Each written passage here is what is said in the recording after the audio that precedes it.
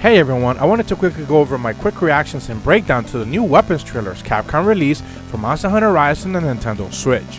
For those who didn't know, this entire week, Capcom will be putting out weapons trailers showcasing every single one of the 14 weapons from the game and giving us a glance of what their wire bug attacks will look like and what tweaks they've made to each one of the weapons.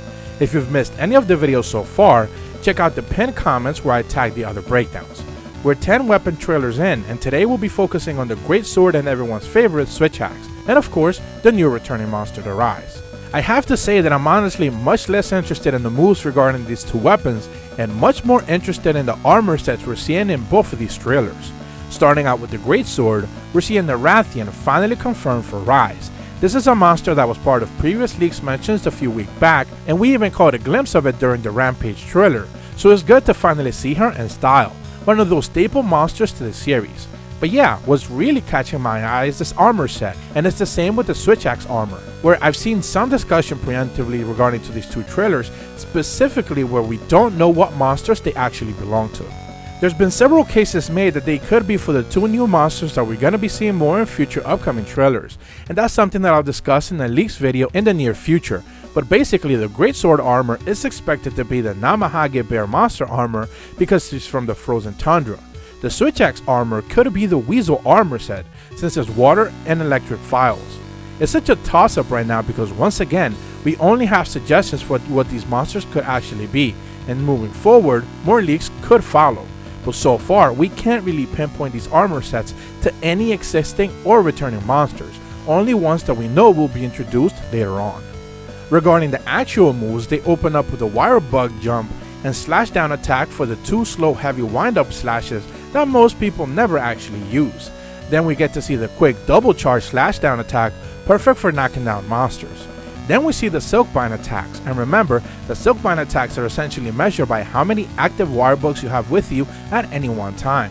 You start out with 2, and anytime you use a Silkbind attack, a wire bug is spent and is put on cooldown until it replenishes. You can increase the total number of wire bugs available to you by collecting them across the map via the endemic life forms right before a hunt.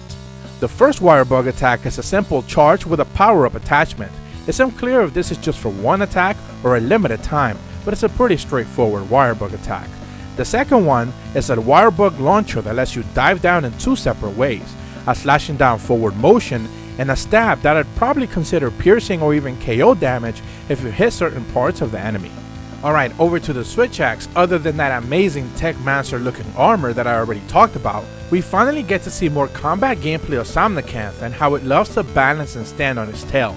This is something that I touched on the original reveal trailer, but we see more of it prominently featured here. They start out with a wire bug lift that lands onto a double slash combo and spin finisher in sword mode. Then we get to see the usual whirlwind axe attack that ends up on a ground pound and then instantly transitions into a sword mode with 2 cross slashes and 2 upward swipes, right back into axe mode and a sidewind and a chop. It's a really meaty combo that lets you swap between modes and keep the onslaught going as long as you can maintain the bar. We do see a standalone shot of the poke discharge, but it's not comboed into anything, and this leads into the Silkbind attacks. The first one is a simple side one with a chop down that covers quite a lot of ground and is good for mobility, but nothing too crazy. The second one basically gives you the option to maintain your gauge intact after a discharge, so you see the hunter riding Somnicanth and do a discharge and still maintaining quite a hefty sum of charge to go right back into sword mode if needed.